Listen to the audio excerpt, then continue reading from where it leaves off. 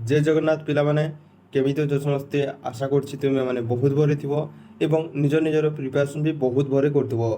तो काली मु गोटे वीडियो अपलोड करथिली जोटा कि ओडिशा होमगार्ड रे आपन को नॉर्मल जो माने मैट्रिक किंबा प्लस 2 किंबा ग्रेजुएशन सर्टिफिकेट पोस्ट करिसो अप्लाई कराबले तो तांको पई जो भाइबा टेस्ट हेबो ताहा केमिति हेबो मु सेही वीडियो रे डिस्कस करथिली। जो माने देखि ना हो मु सेही वीडियो रो लिंक डिस्क्रिप्शन रे दे देबी, तुमे जाई सेठी देखि परिबो। एवं सेही वीडियो रे बहुत सारा पिला माने कमेंट करथिले कि आमे तो ड्राइविंग लाइसेंस सेतिरे देइछु किंबा कंप्यूटर सर्टिफिकेट आमे देइछु तो आम मानक पई कोन सेमिति सेम भाइबा हेबो कि अलगा हेबो। तो देखो जो पिला माने कमेंट करथिलो मु तांको कहि दउछि तुम हमरो ड्राइवर एवं कंप्यूटर पई जो माने देइछो तांको अलगा आपनकर भाइबा देखिबा को मिलिबो हैला। जो नॉर्मल जो माने केवल मैट्रिक किंबा प्लस 2 सर्टिफिकेट देइछन तांको पाखरे किछि एक्स्ट्रा क्वालिफिकेशन नाही जो तांको नॉर्मल भाइबा टेस्ट हेबो। एवं जो माने एक्सपीरियंस सर्टिफिकेट देइछो जेमिति कि आपन ड्राइवर हो किंबा कंप्यूटर किंबा टेस्ट हो कुकिंग रो हो जोथिरे भी आपन देइछो ताहा पई आपनको एक्स्ट्रा अलगा आपनको भाइबा देखिबा को मिलिबो। तो सही टॉपिक को मु आज कवर करबी। आज आम किसी प्रश्न गुड़ाक देखा जोटा कि आपनको मौखिक परीक्षा देखा मिलिबो हैला। तो यही वीडियो को जीवा आगु भल भाव देखिकी आपण सब प्रश्न गुड़ाक मन रखी नहीं था आपण जमी आपण को प्रश्न पचार तो आपण अति सहजरे सही क्वेश्चन गुड़ाकर आंसर दे पारिबे। तो मु कार्तिक स्वागत करछि मो डिफेंस इनफॉरमेशन यूट्यूब चैनल को। तो चलतु आम आज वीडियो स्टार्ट करवा। तो फास्ट आम डिस्कस करबा ड्राइविंग पाई हैला। ड्राइवर पाई जो माने अप्लाई करिछो ड्राइविंग लाइसेंस देकी तांको पाई देखो फर्स्ट क्वेश्चन टी कोन आसी पारे। फर्स्ट क्वेश्चन टी आपन को पाई आसी पारे ट्रैफिक सिग्नल केते प्रकार रहता है हैला। आपन मन तो समस्त जानिथिबे कि ट्रैफिक सिग्नल तीन प्रकार रहता है कोटा गोटे लाल गोटे हलदिया एवं गोटे सबुज रहता है हैला। तो एमिति सहज सहज आपन को क्वेश्चन सेतिर देखिबा को मिलिबो। तो क्वेश्चन नंबर 2 देखो लाल आलोक देखिले कोन करिवि जदि से माने कहिले ट्रैफिक सिग्नल जदि रेड कलर जलुची तो तुम कौन कर गोटे नॉर्मल क्वेश्चन छोट छुआटे पचारे से जानी जीव। तो आप नॉर्मल तार आंसर देवे गाड़ी रुकवा दरकार है तामने गाड़ी बंद करदेवी। तो डिफेंसिंग ड्राइविंग कौन जदि से माने आपन को पचारे तो तार आंसर कौन अच्छी देखो डिफेंसिंग ड्राइविंग माने यह एक सुरक्षित ड्राइविंग प्रणाली जहाँ चालक सतर्कता एवं शांत रही अन्य मानक त्रुटि को मन रखी चलाती है। तो एमती आप आंसर देवे मु टिके छोट कर दूसरी है। तो एबे चलो क्वेश्चन नंबर 4 को देखो सहर और ग्राम अंचल गति सीमा केते। तो देखो एटा गोटे इंपोर्टेंट क्वेश्चन टी यही क्वेश्चन टी आपन को 100% अच्छी चांस कि से माने पचारिबे जे माने ड्राइवर पाई अप्लाई करिसो। तो देखो सहर आपन स्पीड होची 40 रु 50 किलोमीटर प्रति घंटा रहितिबो एवं ग्राम अंचल रे आपन को 50 रु 60 जाय आपन को नॉर्मल स्पीड रही थाई। तो क्वेश्चन नंबर 5 देखो अग्रसर किपरि हेबे हैला। अग्रसर किपरि हेबे ओजेस्ट सिग्नल दे आपन गोटे सिग्नल देवा को पड़िबो हैला।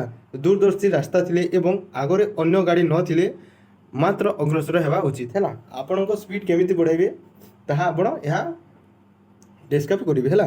क्वेश्चन नंबर 6 कोन कहछि देखो क्लच ब्रेक एवं एक्सीलरेटर कार्य कोन। एटा तो समस्त जानिथिबे काहा को भी एटा कहिबा को पड़िबोनी मैं भी कहि दउछि। देखो क्लच रोचे गियर बदलवाई आपको क्लच व्यवहार करा जाए। ब्रेक आपको गाड़ी रोकवा व्यवहार करा जाए। एक्सीलरेटर गाड़ी को आप स्पीड नेवा को साहाय्य करिथाय। तो क्वेश्चन नंबर 7 देखो इंजिन तेल किपरि जांच करिवे। एटा गोटे भी मोस्ट इंपोर्टेंट क्वेश्चन इंजिन तेल किपरि जांच करिवे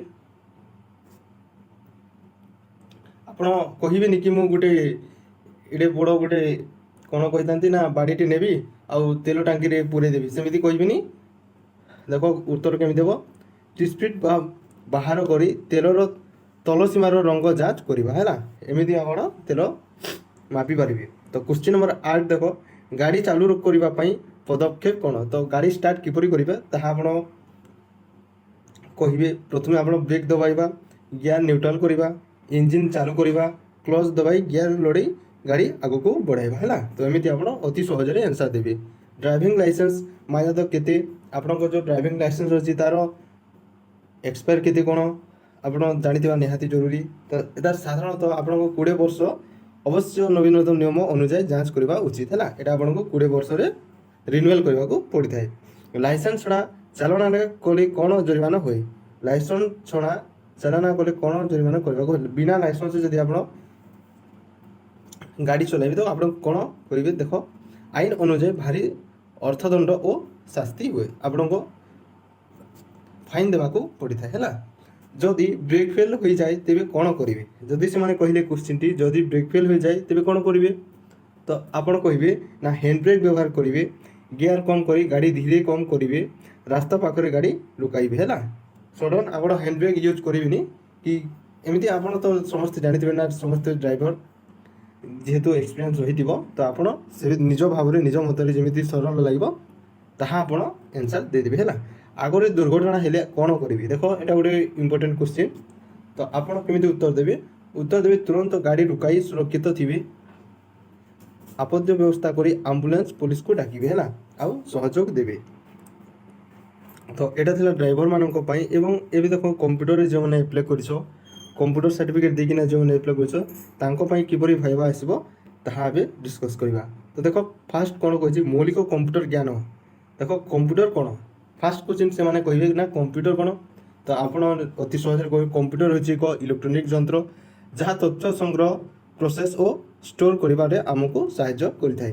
ତ ଆଉ କିଛି ପ୍ରଶ୍ନ ଅଛି, ଇନପୁଟ୍ ଏବଂ ଆଉଟପୁଟ୍ ଡିଭାଇସ୍ ଉଦାହରଣ ଦିଅ। ଯଦି ସେମାନେ କହିବେ ଇନପୁଟ୍ ଏବଂ ଆଉଟପୁଟ୍ ମଧ୍ୟରେ ଉଦାହରଣ ଦିଅ କେଉଁଟା କ'ଣ ବୋଲି, ତ ଆପଣ କହିବେ ଇନପୁଟ୍ ଡିଭାଇସ୍ ହେଉଛି ଆପଣଙ୍କ କିବୋର୍ଡ଼, ମାଉସ୍, ସ୍କାନର ଏବଂ ଆଉଟପୁଟ୍ ଡିଭାଇସ୍ ହେଉଛି ଆପଣଙ୍କ ମନିଟର, ପ୍ରିଣ୍ଟର, ସ୍ପିକର, ଏଗୁଡ଼ାକ ଆପଣଙ୍କର ଆଉଟପୁଟ୍ ଡିଭାଇସ୍ ହେଲା।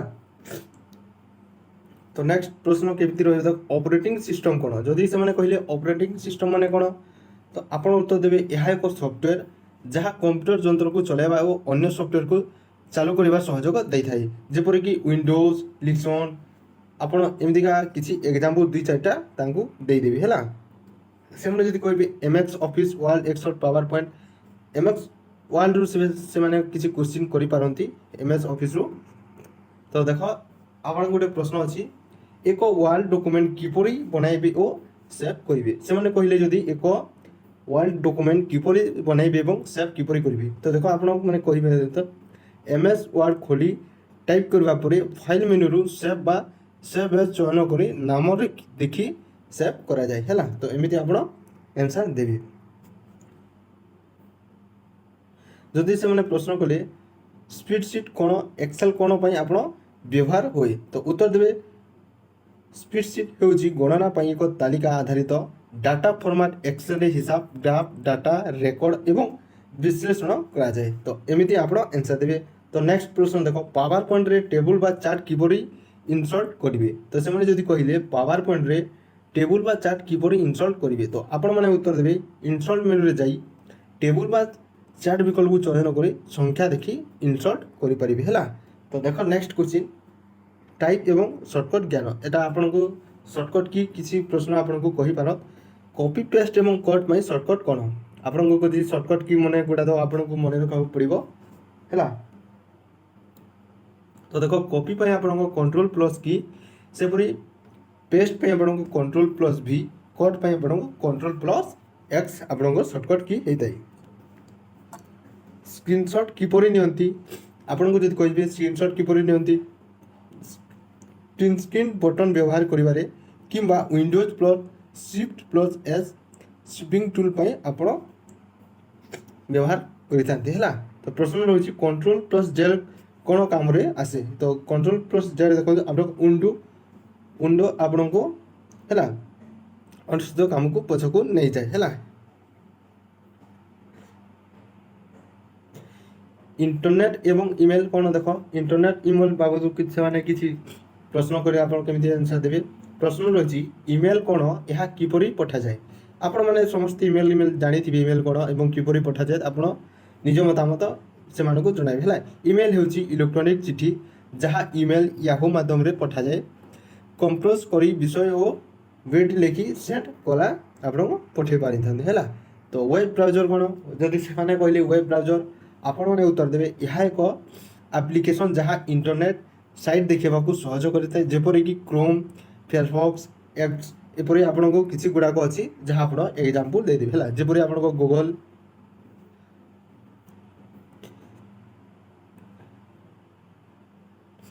सॉरी गूगल हेबनी है गूगल हेबनी अपेरा भी नहीं पारे है प्रश्न रहा गूगल रे सूचना किपरि संधान करेंगे गूगल रे सूचना किपरि संधान करा जाए तो आपण मैंने उत्तर दे गूगल रे खोली सर्च बार रे एक आवश्यक विषय टाइप करी एंटर देले आपको सूचना मिली जाए सबरी 5 क्वेश्चन और 5 को देखो साइबर सिक्यूरीटी कौन जदि से कहले साइबर सिक्यूरीटी कौन तो आपण मैंने समस्ते उत्तर देवे यह हूँ डिजिटल तथ्य और सिस्टम हैक भाइरस और अन्य प्रतिरोध आक्सीडेंट सुदृढ़ करने गोटे प्रक्रिया अटे है